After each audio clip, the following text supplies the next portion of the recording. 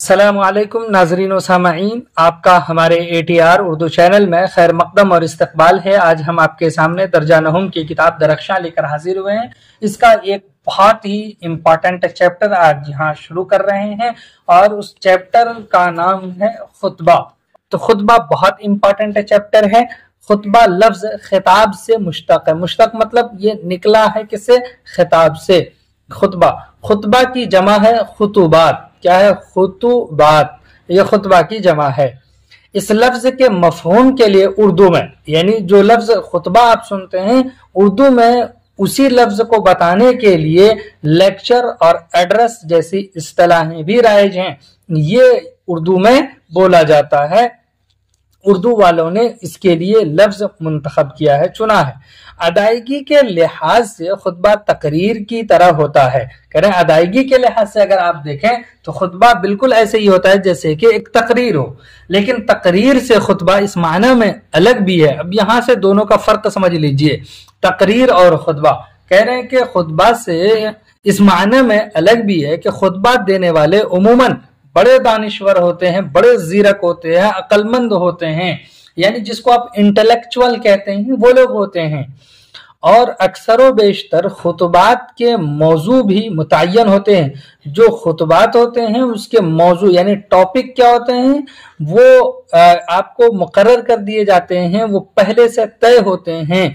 तमाम खुतबे का एक बुनियादी मकसद होता है। खुतबे का एक बुनियादी मकसद होता है, जितने भी खुतबे हों, क्या उसका मकसद ये होता है कि उनको ज्यादा लोग सुने और उनसे इस्तिफादा करें। बस इतनी बात याद रखिएगा, खुतबे का बुनियादी मकसद क्या है।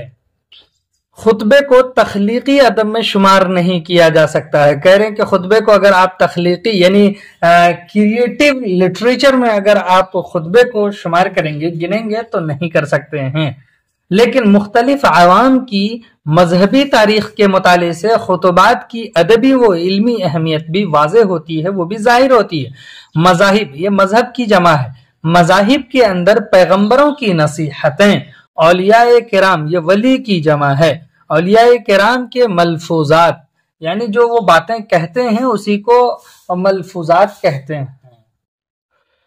और उलमाए दीन के मवाइज खुतबात के जुमरे में आते हैं। उलमाए दीन यानी जो दीन के जानकार हैं, उसके जो नसाइह हैं, जो उनकी नसीहतें हैं, वो खुतबात के ही जुमरे में, उनके ही दायरे में आती हैं। करें कि उसी ग्रुप में उसको शामिल करते हैं। हिंदुस्तान में जदीद तालीम के फरोग के दौर में खुतबात को बाज़ाब्ता अदबी शक्ल में मुतारफ कराया गया है, उसको इंट्रोड्यूस कराया गया है। जदीद तालीम का जब फरोग हुआ हिंदुस्तान में तो खुतबात को क्या किया? अदबी शक्ल में यानी लिटरेचर के रूप में मुतारफ करा दिया गया। खुसूसन अलीगढ़ की तालीमी तहरीक, जो अलीगढ़ की तालीमी तहरीक है, जिसको आप अलीगढ़ तहरीक भी कहते हैं, सर सैयद तहरीक भी कहते हैं, वही, यानी अगर तालीमी तहरीक बोलें या सर सैयद तहरीक बोलें या अलीगढ़ तहरीक बोलें, कुछ भी बोले, तीनों में से वो एक ही है।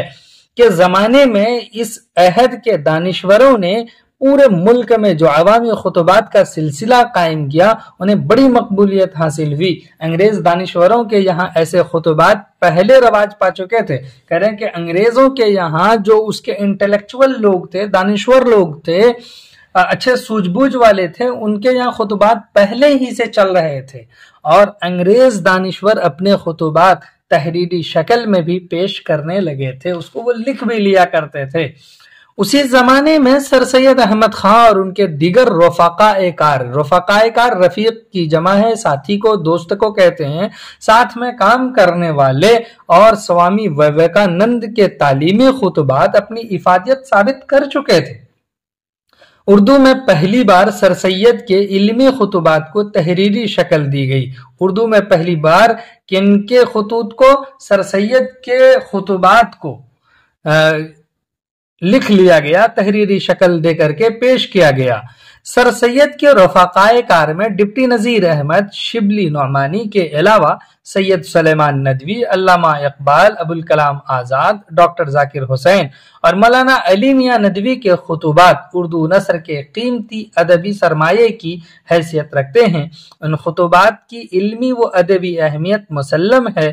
ان خطبات کے نتیجے میں ہی ہندوستان کی سیاسی اور سماجی زندگی میں بے شمار اصلاحات پیش آئی ہیں، بے شمار بدلاؤ دیکھنے کو ملے ہیں، یعنی بے شمار انگنت، جس کو آپ گن نہیں سکتے ہیں اتنے۔ تو یعنی خطبات کیا ہے، کس کو آپ خطبات کہیں گے، کس کو آپ تقریر کہیں گے؟ یہاں پر دراصل خطبے کو مد نظر رکھ کر خطبے پر ہی بات کی ہے، اور اس کی تاریخ کہاں سے شروع ہوئی ہے، کیسے یہ سب سلسلہ چل پڑا ہے، اس کو ہم نے جانا ہے۔ چلیے پھر ہم آپ سے ملتے ہیں، تب تک کے لیے خدا حافظ، السلام علیکم۔